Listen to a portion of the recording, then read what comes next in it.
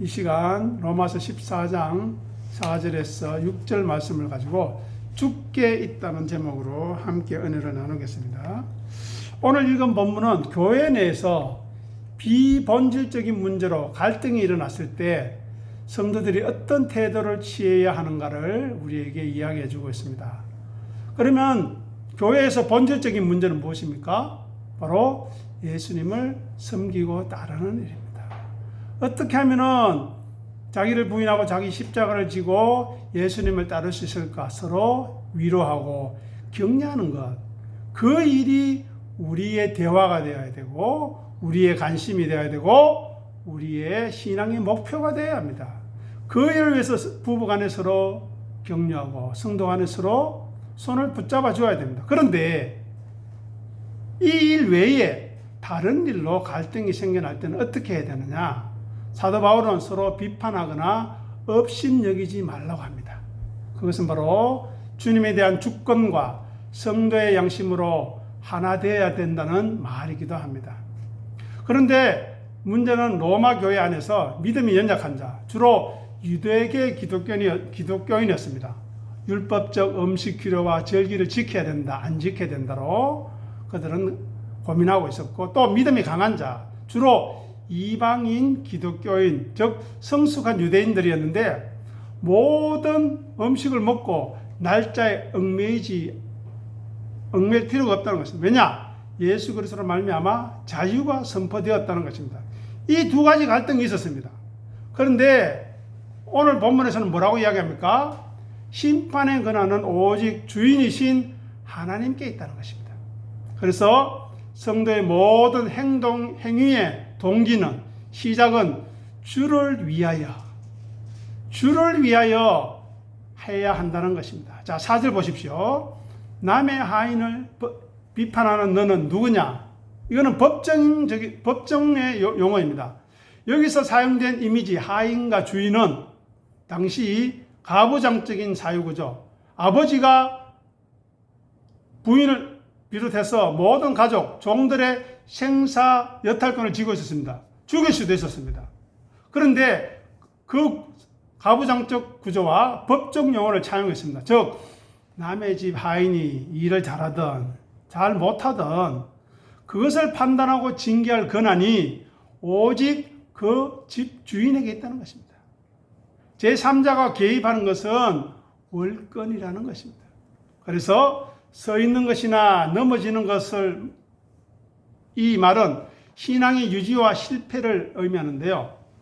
바울은 믿음이 연약해 보이는 형제라고 할지라도, 좀 실수하고 좀 고집 피우는 형제라고 할지라도 그를 궁극적으로 붙드시고 세우시는 분은 누구라고요? 그를 비판하는 동료 성도가 아니라 권능 있는 하나님이심, 예수님이심을 강조하는 것입니다. 즉 성도의 견인은, 성도가 온전하게 되는 것은 인간의 완전함이 아니라 하나님의 능력에 달려있다는 것입니다. 다음으로 5절 보시기 바랍니다. 각각 자기 마음으로 확정해라 말이 나옵니다. 이것은 날의 문제에 관한 것인데요. 안식일이나 유대절기를 거룩하게 지켜야 한다고 고집하는 사람이 있었습니다. 그런데 반대편에는 모든 날이 예수 그리스도 안에서 성취가 되었기 때문에, 완전해지고 완성이 되었기 때문에 다 평범하지. 날마다 안식일로 살아야 되고, 날마다 부활절로, 날마다 성탄절로, 날마다 추수감사절로 살아야 되지, 어떤 특정한 날만 그렇게 살아서는 안 된다는 대립과 충돌이 있었습니다. 우리 교회 초창기에는 교회 안에 피아노를 드리느냐 마느냐 가지고 싸우고 갈등을 빚었습니다. 또 그 이후에는 악기 종류, 드럼이나 기타나 이런 것들을 교회에서 써도 되느냐 안 되느냐, 강당 위에 올리느냐 내리느냐, 그거 가지고 난리를 피웠습니다. 또 어떤 교회는 교회에서 공적인 예배는 남자들만 기도해야 된다, 여자는 안 된다, 그렇게 판단하고 재단하는 교회도 있습니다. 그래서 여기서 확정하다는 이 말은 가득 채우다, 완전히 확신하다는 뜻인데요. 사도 바울은 둘 중에 누가 맞다 손을 들어주기보다는 떠밀려서 하지 말고, 누구의 말 듣고 아이고 편들어서 하지 말고 신앙적 양심에 따라서 확신을 가지고 행하라고 우리에게 요구하는 겁니다. 우리가 신앙하는 행위는 타인의 시선이나 광요에 따라서 해서는 안 됩니다. 누구나 저라 하니까 나도 따라가야 돼. 내가 좋아하는 사람이니까 그 사람 말대로 아닙니다. 하나님 앞에서 자발적인 확신으로 해야 한다는 것입니다. 받은 은혜에 감사함으로 말하고 행동해야 한다는 것입니다. 그래서 6절 보시기 바랍니다. 6절 보면 주를 위하여 라는 말이 3번 반복되죠. 3번. 주를 위하여, 주를 위하여, 주를 위하여. 어떻게 해야 마지막에요? 하나님께 감사하라. 아멘. 동기의 일치성을 우리에게 요구합니다.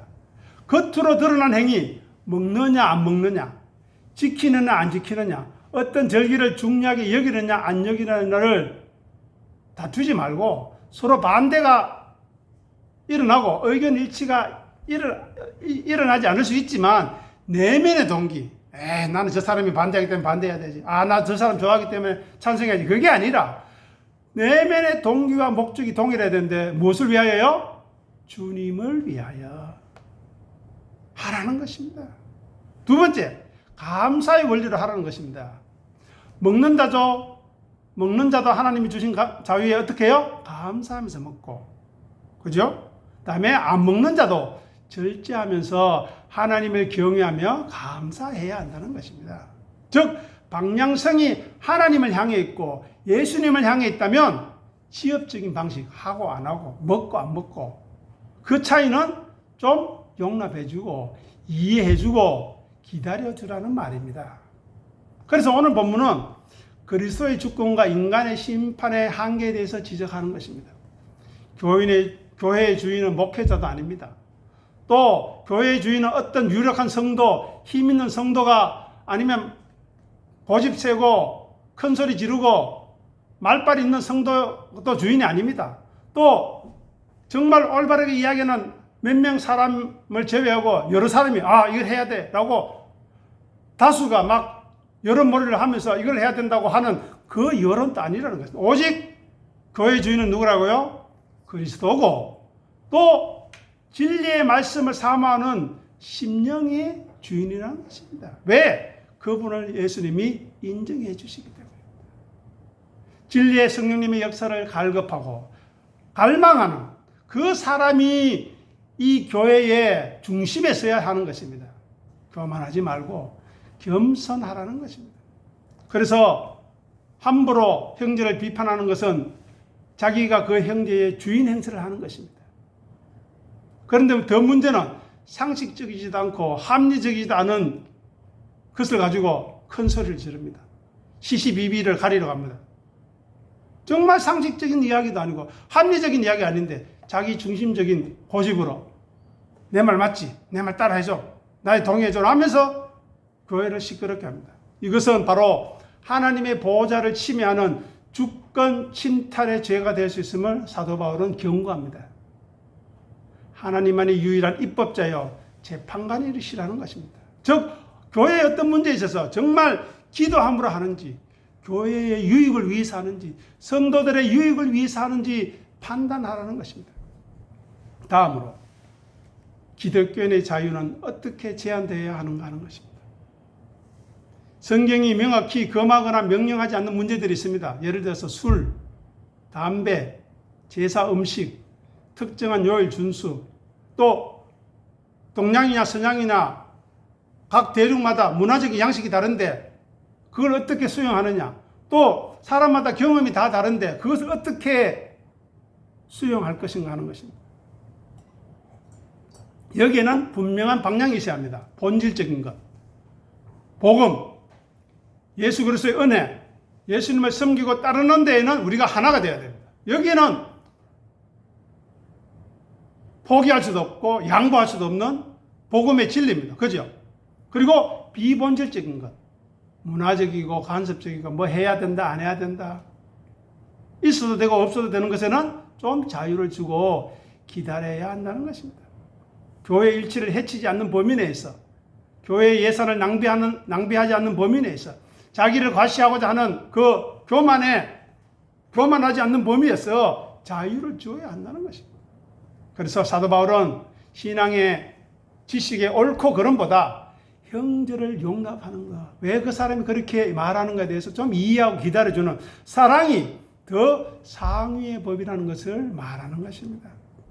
다음으로 하나님 앞에서 양심적으로 서 있는가, 신앙적으로 서 있는가에 대해서 오늘 본문은 생각하게 합니다. 신앙생활은 사람의 눈치를 보며 하는 것이 아닙니다. 누구의 말이 맞는 것 같아 하면서 막 우르르 쫓아가는 게 아닙니다. 그거는 민주주의의 어떻게 보면 장점이면서 단점입니다. 자기 중심 없이 우르르 쫓아다녀요. 그만큼 어리석은 것이 없습니다. 우리는 하나님 앞에서, 말씀 앞에서 내가 진실한가 물어보고 말하고 행동해야 하는 것입니다. 그러면 사람들이 혹 인정하지 않을지라도 하나님께서는 인정해 주실 것이기 때문입니다. 그래서 5절에서 자기 마음을 확정하라는 이 말씀은 신앙 양심의 자유를 지지하는 중요한 근거가 되는 것입니다. 자, 내 선한 양심에, 자기 중심적인 양심이 아닙니다. 믿음의 선한 양심에 끄리낌이 없고, 또 내가 하는 말과 행동이 주님을 위한 것이라면 소신 있게 해라는 것입니다. 소신 있게 행하되 타인에게는 강요하지 않는, 기다려주는 성숙함이 요구되는 것입니다. 자, 앞에 보십시오. 고린도전서 10장 31절을 같이 읽어보겠습니다. 그런즉 너희가 먹든지 마시든지 무엇을 하든지 하나님의 영광을 위하여 하라. 아멘. 보십시오. 무엇을 하든지 무엇을 위해 하라고요? 하나님의 영광을 위해서 하라. 오늘 본문에서는 누구를 위해서 하라고요? 주님을 위하여 하라는 것입니다. 오늘 14장 6절에 있는 주를 위하여와 같은 맥락인데, 행위의 종류, 이것을 해야 된다, 안 해야 된다, 있어야 된다, 없어야 된다 보다 목적, 의도, 그것이 하나님의 영광을 위한 것인지, 주님을 위한 것인지, 성도들의 유익을 위한 것인지 생각해 보라는 것입니다. 그렇지 않으면 침묵해야 합니다. 자, 그래서 오늘 본문은 다양성 속에 여러 가지 사람이 있습니다. 여러 가지 의견이 있을 수 있습니다. 하지만 그 속에서 일치를 추구해야 하는데, 그 목적은 하나님의 영광을 위한, 주님을 위한 일치를 추구해야 한다는 것입니다. 그리고 판단을 중지하라는 겁니다. 잠시 나와 다른 신앙 스타일, 나와 다른 판단을 하는, 생각을 하는 성도들을 볼 때 틀렸어, 잘못됐어, 어디서 그런 말을 해 라는 것이 아니라, 저 사람도 저 방식으로 주님을 사랑할 수 있겠구나라고 인정해야 한다는 것입니다. 그리고 잘못되었다면 그것은 이런 주님을 섬기고 따르는 자기 부인과 자기 십자가에 우리가 말씀 앞에 비춰볼 때 좀 잘못된 것이 아닌가 생각해 봐야 되지 않겠는가 권면하면 되는 것입니다. 그리고 본질과 비본질을 구분해야 합니다. 목숨을 걸어야 할 진리, 예수님을 섬기고 따르고 자기를 부인하고 자기 십자가를 지는 이 복음에는 목숨을 걸고 절대 양보할 수 없습니다. 하지만 포용해야 할 의견들, 문화적인 차이, 의견적인 차이, 시간적인 차이, 형식적인 차이를 구분하라는 것입니다. 그리고 나아가서 주님 대신 하나님을 신뢰함으로 말하고 행동하는 것입니다. 내가 보기에 좀 부족해 보이고 어리석어 보이고 좀 고집스러워 보이는 성도이다 할지라도 하나님께서 그를 붙들고 계시고 결국은 그를 세워주실 것이라는 믿음을 가지고 하나님의 능력에 대한 신뢰를 가져야 한다는 것입니다. 왜요? 나도 그렇게 세워주시는데 하나님의 은혜 주시면 그분도 그렇게 세워주실 것이 아닙니까?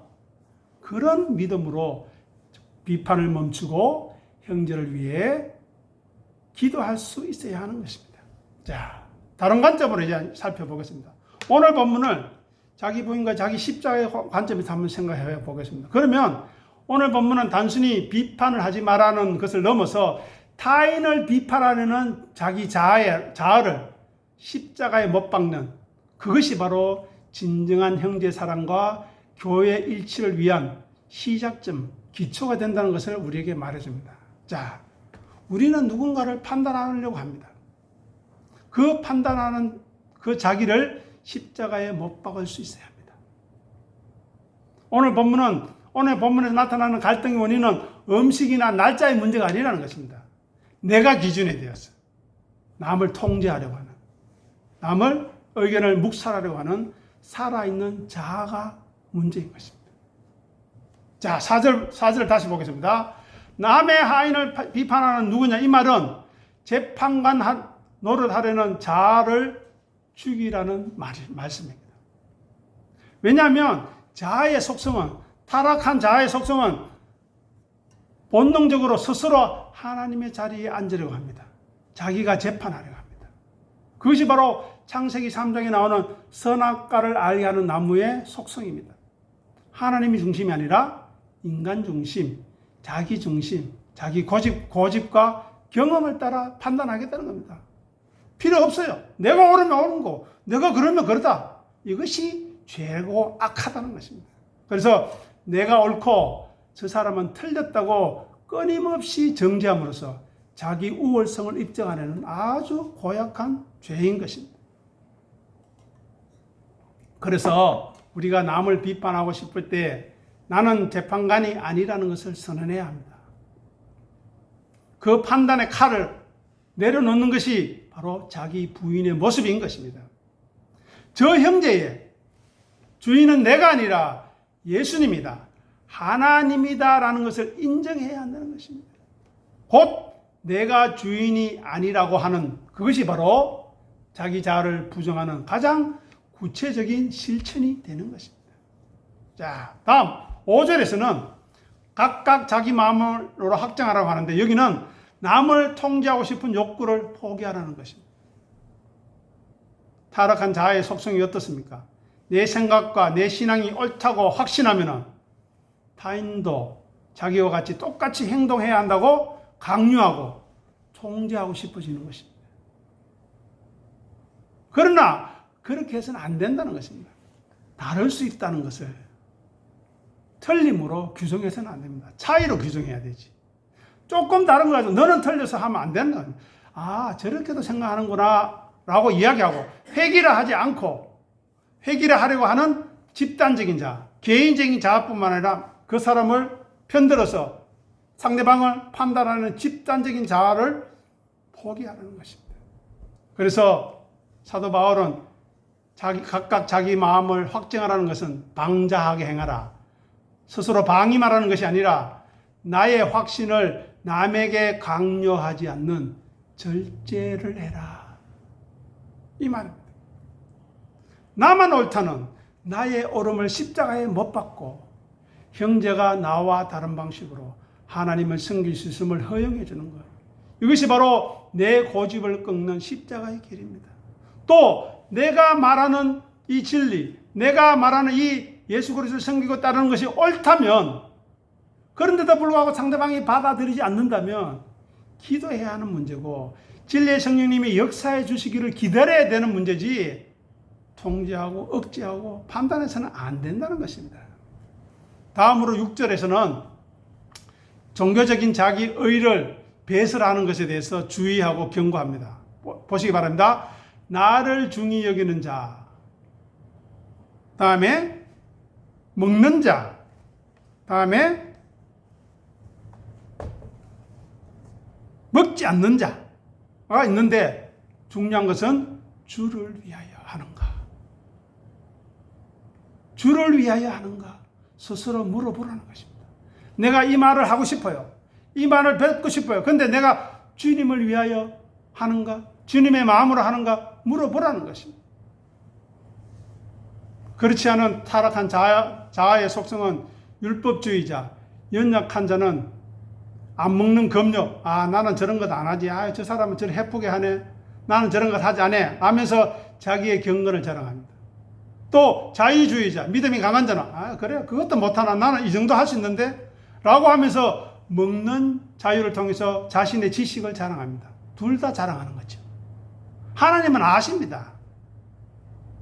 또 말씀을 아는 사람은 다 알아요.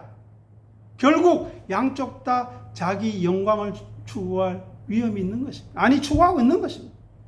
그래서 우리는 여기서 말하는 주를 위하여라는 이 말은 내 행위의 중심에서 나를 제거하라는 것입니다. 나를. 내가 먹든지 굶든지 그것이 나의 어떠함을 증명하는 도구가 되어서는 안 되는 것입니다. 내가 헌금은 열심히 하고 내가 봉사를 열심히 하고 내가 교회를 위해서 어떤 일을 했다고 해서 나는 이렇게 했어. 당신은 왜 이렇게 안 했어? 나는 도구가 되어서는 안 되는 것입니다. 내가 이렇게 할 수 있었던 것은 하나님의 은혜이시니 감사합니다. 저분도 나와 함께 같은 마음으로 겸손히 섬길 수 있기를 기도하겠습니다. 라는 마음이 되어야 한다는 것입니다. 또 내 평판과 내 만족을 위해서가 아니라 오직 주님의 영광, 주인의 영광만을 남기기 위해서 내 취향, 내 권리를 포기하는 것이 십자가의 정신인 것입니다. 그러니 결론적으로 말하자면 내가 죽어야 교회가 사는 것입니다. 많은 교회가 시끄럽고 분열되고 난리가 치는 이유는 자기가 살아있기 때문입니다. 그렇게 남을 비판하는 것은 영적인 살인입니다. 또 그 수용은 영적인 자살인 것입니다. 타인을 비판하는 것은 내 자아가 살아서 남을 찌르는 것입니다. 반면에 나와 다른 타인을 받아들이는 것은 자기 고집과 기준을 내려놓아야만, 죽여야만, 자기를 부인해야만 가능한 것입니다. 그래서 교회 일치는 서로 회의를 자주 하고 설득하고 누구 편 먹고 편 안 먹고가 아니라 성도 각자 한 사람이 자기 십자가를 지고 나의 기준이 죽는 그곳에서 교회의 일치가 이루어지는 것입니다. 즉 예수 안에서 십자가 안에서 일치가 이루어지는 것이지 회의 많이 한다고 서로 양보하고 서로 뭐 어떻게 인간적인 민주주의 한다고 되는 것이 아닙니다. 다음으로 권리를 포기로서의 자유를 이야기합니다. 진정한 자유는 믿음이 강한 자의 믿음이라고 하는 그 아무거나 먹을 수 있는 능력이 진정한 자유가 아니라 남보다 우월함을 증명하는 것이 진정한 자유가 아니라 형제를 위해서 그 자유를 기꺼이 반납할 수 있는, 내려놓을 수 있는 것이 참된 자유입니다. 예수님이 십자가에서 죄인된 우리, 아무런 보잘것없는 우리를 위하여 십자가에서 죽어주신 그 자유가 진정한 자유인 것입니다. 그래서 예수께서 하나님 되심을 포기하시고 이 땅에 어린 아기의 모습, 제가 작년에 뭐라고 했습니까? 어린 아기는 누구나 해칠 수 있죠. 짐승도 해칠 수 있고 그 아기보다 힘센 누구나 해칠 수 있는 연약한 모습으로 예수님이 오신 이유가 무엇인가를 생각해야 하는 것입니다. 그 하나님됨을 포기하고 영광과 능력을 포기하고 종이 되신 십자가의 원리와 일치하는 것입니다. 그리고 주권의 회복을 의미합니다. 4절에서 주인을 인정하는 것은 내 인생의 핸들만 주님께 드리는 것이 아니라 내 인생의 주인이 하나님인 것임을 고백하는 것뿐만 아니라 타인을 평가하고 처분할 권리까지, 비판하고 싶은 마음까지, 주님, 저는 이런 마음이 드는데 주님이 판단해 주십시오. 주님이 역사해 주십시오. 하는 것이 진정한 순종이라는 것입니다. 자, 로마서 15장 3절, 1절에서 3절 제가 요약하였는데요. 같이 읽어보겠습니다. 믿음이 강한 우리는 마땅히 믿음이 약한 자의 약점을 담당하고 자기를 기쁘게 하지 아니할 것이라. 그리스도께서도 자기를 기쁘게 하지 아니하셨나니. 아멘. 여기 보십시오. 담당하라고 하잖아요. 뭐를요? 좋은 것, 내가 면서는 것이 아니고 약점, 못난 것 담당하라는 것입니다. 어떻게 해요? 왜요? 예수님도 자기를 기쁘게 하려고, 자기를 드러내려고 하지 않았다는 것입니다. 이것이 바로 14장 결론부의 말씀인 것입니다. 바울은 분쟁의 해결의 열쇠를 자기를 기쁘게 하지 않는, 자기를 부인하는 그리스도의 십자가의 모범에서 찾는 것입니다. 다음 보시기 바랍니다. 빌립보서 2장 3절에서 5절 읽어보겠습니다. 아무 일에든지 다툼이나 허영으로 하지 말고 오직 겸손한 마음으로 각각 자기보다 남을 낫게 여기고 너희 안에 이 마음을 품으라. 곧 그리스도 예수의 마음이. 보십시오. 남을 어떻게 해요? 낮게 여기라. 왜요? 나는 하나님의 은혜가 아니면 먼지와 티끌에 불과한 존재 아닙니까? 이사야에서는 우리는 버러지와 같다 그랬습니다. 벌레와 같다 그랬습니다. 그렇기에 나보다 못한 사람이 없다는 거예요. 그러니 다툼을 싸우려고 저거 한번 내가 어떻게 해봐 라는 마음이 아니라 허영으로 이걸 통해 나를 드러내고 내가 저 사람보다 잘났다는 것을 드러내고 교회에서 내가 얼마나 헌신하고 하는지를 드러내려고 하는 것이 아니라 어떻게 해요? 겸손한 마음으로 감사한 마음으로 하라는 것입니다. 그럼 거기에 무엇이 나타납니까? 예수님이 나타나잖아요. 은혜가 나타나잖아요. 십자가가 나타나는 건 아니겠습니까? 그래서 남을 판단하지 않고 나보다 남을 낮게 여기는 것은 인간 본성적으로는 불가능합니다. 오직 자기를 비우신 예수님의 마음, 십자가를 품을 때만 가능하다는 것입니다. 자, 마태복음 7장 1절, 3절, 5절 또 요약했는데요. 읽어보겠습니다. 비판을 받지 아니하려거든 비판하지 말라. 어찌하여 형제의 눈 속에 있는 티는 보고 네 눈 속에 있는 들보는 깨닫지 못하느냐. 보십시오. 들보, 더 큰 것이 내게 있는데 남한테 있는 작은 것 가지고 난리를 치느냐는 것입니다. 여기서 비판하지 말라고 하면서 우리가 잘 아는 거 있죠. 네가 판단하는 그 비판의 잣대로 너도 하나님이 비판할 것이다, 판단할 것이다 하는 것입니다. 그러니 판단하거나 비판하지 마라. 내 안에 있는 내 잘못을 먼저 보고 상대방을 위해서는 기도하고 기다려주라는 것입니다. 자기 십자가를 지는 자는 자기 안에 있는 거대한 죄성, 들보를 본원하고 감히 남의 티를 정지할 여력이 없습니다. 힘이 없어요. 경건의 훈련에 힘쓰는 사람은 남의 잘못 볼 여가가 없습니다. 내일이 바쁜데 왜 남의 일을 참견을 하겠습니까? 즉 비판한다는 것은 무슨 말입니까? 내가 십자가 앞에서 깨어지지 않았다는 증거입니다. 자, 마지막으로 갈라디아서 2장 20절 잘 아는 말씀인데 읽어보겠습니다. 내가 그리스도와 함께 십자가에 못 박혔나니 오직 내 안에 그리스도께서 사시는 것이라. 아멘. 그리스도와 함께 십자가에 못 박혔으면 어떻게 된다고요? 내 안에 누가 있다고요? 내가 있는 것이 아니라 예수님이, 하나님의 영광이, 겸손이, 온유함이, 나보다 남을 낮게 여기는 믿음이 있는 것입니다. 판단의 주체인 내가 십자가에 죽었다면 더 이상 형제를 향해 판단하거나 정죄하는 것이 나올 수 없습니다. 왜? 예수님은 정죄 대신 용서하신 분이기 때문입니다. 그리고 그 용서를 누가 받았어요? 우리가 받았지 않습니까? 이제 정리하겠습니다. 교회 안에서 나와 다른 지체, 만나기 껄끄러운 지체를 만날 때마다 그를 비판하고 고치려 드는 선생된 나, 재판관된 나를 보아야 합니다. 그 교만한 자아가 바로 교회 분열의 원흉입니다. 주님은 말씀하십니다. 네가 십자가를 진다면 너의 판단과 너의 옳음을 내려놓아라. 너의 그 날카로운 기준으로 형제를 겨누지 말고 칼로 형제를 향하지 말고 너 자신을 부인하는데 자기 십자가를 지는데 사용해라. 네가 죽고 주님이 내가 네 안에서 너의 주인이 될 때 너는 비로소 형제에 있는 그대로 받아들이고 사랑할 수 있을 것이다. 말씀해 주실 것입니다. 그러니 우리는 오늘 본문의 말씀을 통해서 내가 옳은 사람, 잘난 사람, 바른 사람이 되기보다 십자가를 지는 사람이 되어야 합니다.